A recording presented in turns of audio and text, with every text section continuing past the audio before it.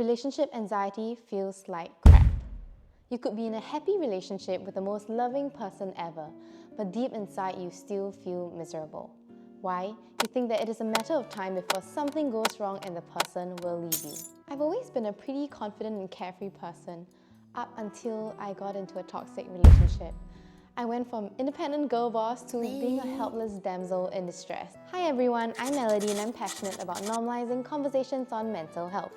Today, let's talk about relationship anxiety and how to stop it from sabotaging your relationships. But first, how do you know if you have relationship anxiety?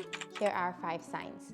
First, you're catastrophizing about your relationship all the time. I learned from cognitive behavioral therapy that catastrophizing is a cognitive distortion where you jump to the worst possible conclusion, even over the littlest things.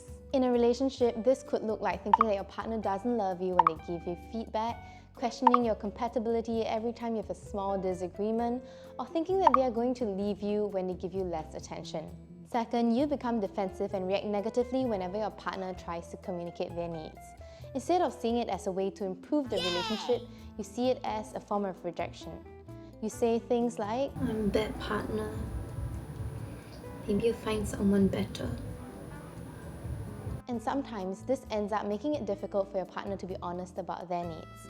It ends up creating more distance in the relationship. Third, you are constantly seeking reassurance because you think that it is a matter of time before your partner is going to leave you. You keep wondering and asking your partner, Are we okay? Do you really love me?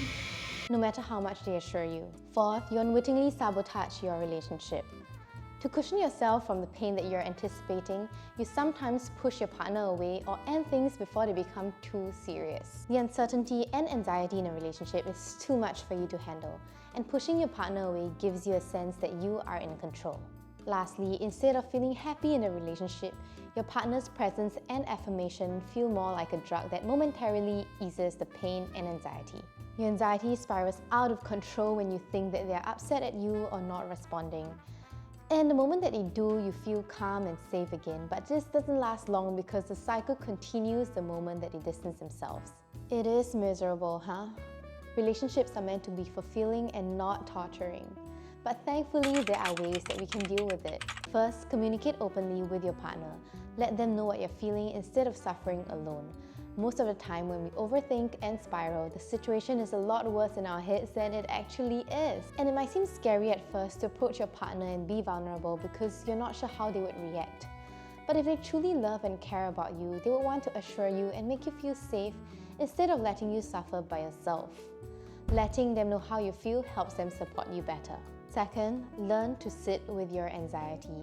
There's always a temptation to do something when you feel anxious. But sometimes all you have to do is let the feeling pass you by. It is temporary.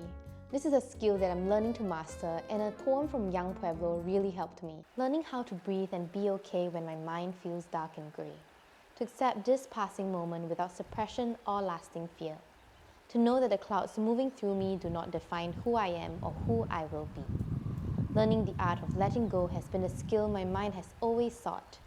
Now I see that I am a river, always changing while moving gently in the direction of total liberty. As you practice this more and more, you naturally build resilience against your anxiety. Third, build a life outside your relationship.